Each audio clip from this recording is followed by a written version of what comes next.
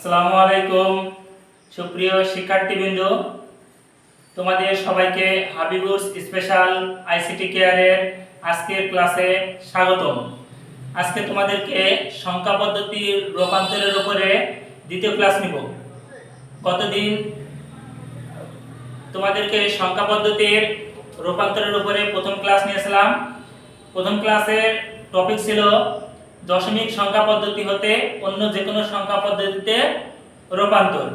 আজকের ক্লাসের টপিক যে কোনো সংখ্যা পদ্ধতি থেকে দশমিক সংখ্যা পদ্ধতিতে রূপান্তর, অর্থাৎ গত ক্লাস যেটা নিয়েছিলাম ঠিক তার বিপরীতটা। আজকে দেখো, ফার্স্টে আমি একটা নিয়ম লিখে রাখছি, যে কোনো সংখ্যা পদ্ধতি থেকে দশমিক সংখ্যা পদ্ধতিতে রূপান্তরের জন্য যে কোনো সংখ্যা পদ্ধতিকে দশমিক সংখ্যা পদ্ধতিতে রূপান্তরের জন্য যে সংখ্যা পদ্ধতি হতে দশমিক সংখ্যা পদ্ধতিতে রূপান্তর করবে সেই সংখ্যা পদ্ধতির বেস দ্বারা গুণ করতে হবে।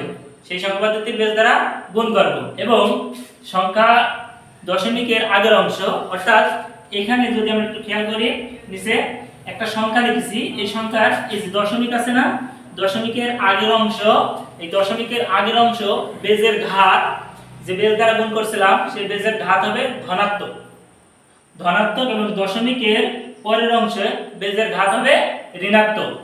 এখানে একটা উদাহরণ দিয়েছি, পি কিউ আর দশমিক এক্স ওয়াই জেড প্রতীকী অর্থে। তাহলে এখন আমরা বলেছি যে সংখ্যা পদ্ধতির বেজ দ্বারা গুণ করব, যেহেতু এটা এন, সংখ্যা পদ্ধতির বেজ আমরা ধরে নিচ্ছি এন, সুতরাং প্রত্যেকটা অঙ্ককে আমরা এন দ্বারা গুণ করব। এরপরে গুণ করার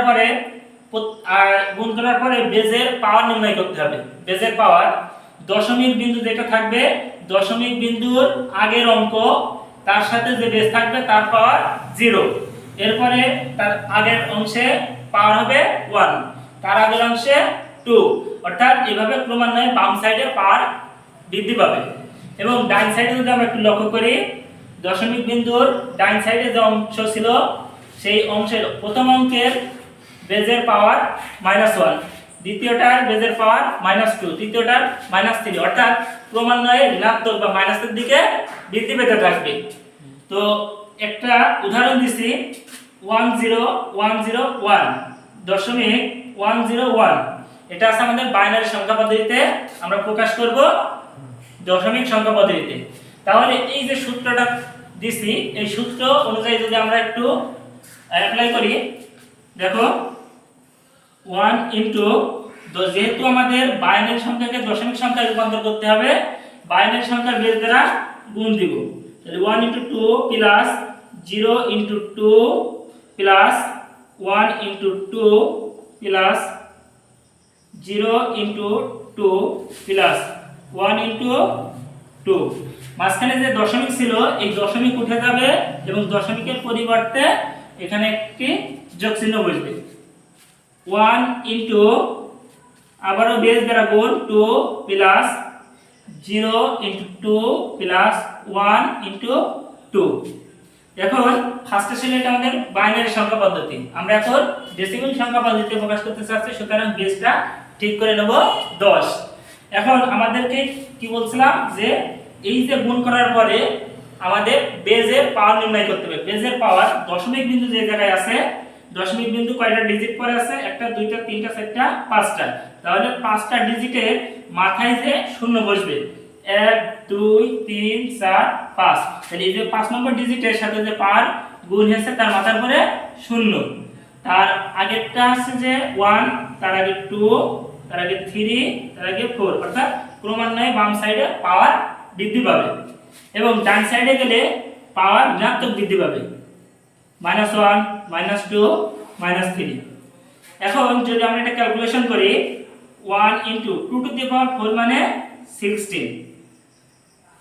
এখানে একটা জিনিস আমরা খেয়াল করি, 0 এর সাথে যে সংখ্যায় গুণ করি না কেন তার মানটা আসবে 0, সুতরাং 0 প্লাস 1 ইনটু 2 টু দি পাওয়ার 2 মানে কত, 4, প্লাস 0 এর সাথে যাই গুণ করি 0, 1 ইনটু 2 টু দি পাওয়ার 0 মানে কত, 1, অর্থাৎ যত বড় সংখ্যাই হোক না কেন তার পাওয়ার যদি 0 আসে তাহলে তার মান 1, plus 1 into 2 to the power minus 1 বলতে উপরে 1 নিচে 2 প্লাস 0 সাথে যাই গুণ করি 0 1 into 2 to the power minus 3 এই মাইনাসের জন্য উপরে 1 আর নিচে এই টোটাল সংখ্যাটাই ধনাত্মক হয়ে যাবে, অর্থাৎ পাওয়ারটা ধনাত্মক হয়ে যাবে, ঋণাত্মক থেকে ধনাত্মক হয়ে যাবে।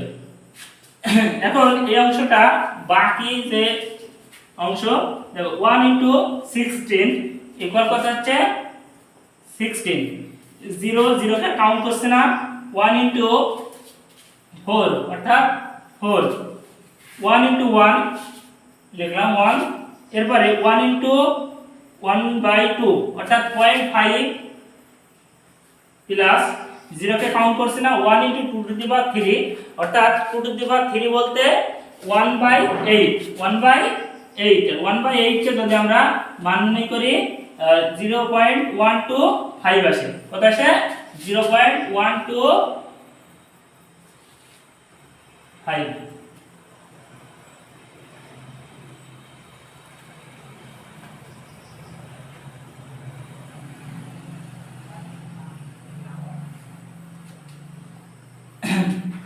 এবারে আমরা যদি যোগ করি 16 4 20 21 অর্থাৎ 21.5 1.125 তাহলে 6 to 5 এটা আমাদের দশমিক মান। সুতরাং এই যে প্রক্রিয়া, এই টোটাল প্রক্রিয়া বা টোটাল প্রসেসের সাহায্যে আমরা যে কোনো সংখ্যা পদ্ধতি থেকে দশমিক সংখ্যা পদ্ধতিতে আসতে পারবো। আমি তোমাদেরকে দেখাইছে বাইনারি থেকে ডেসিমেল নির্ণয়, বাইনারি থেকে ডেসিমেল নির্ণয় তোমরা নির্ণয় করবা। বাইনারি থেকে ডেসিমেল নির্ণয় করা শিখাইছি, অক্টাল থেকে তোমরা ডেসিমেল নির্ণয় করবা, হেক্সাডেসিমেল থেকে ডেসিমেল। অক্টাল থেকে যদি ডেসিমেলে নির্ণয় করতে চাও তোমরা 8 দ্বারা গুণ করবা, এবং হেক্সাডেসিমেল থেকে ডেসিমেলে আসতে চাইলে 16 দ্বারা গুণ। অর্থাৎ যে সংখ্যা পদ্ধতিতে থাকুক না কেন সেই সংখ্যা পদ্ধতির বেস দ্বারা গুণ করতে হবে, এবং সাথে সাথে আমাদের পাওয়ারটাকেও ঠিক রাখতে হবে। পাওয়ারের জন্য একটা কথাই বলছি, দশমিক বিন্দুর বামে আস্তে আস্তে পাওয়ারগুলো ধনাত্মক হিসেবে সামনের দিকে এগিয়ে যাবে, আর দশমিক বিন্দুর পরে ঋণাত্মক হারে বৃদ্ধি পাবে। এই যে প্রসেস, এই প্রসেসে আমরা যে কোনো সংখ্যা পদ্ধতি থেকে দশমিক সংখ্যা পদ্ধতিতে রূপান্তর করতে পারবো ইনশাআল্লাহ।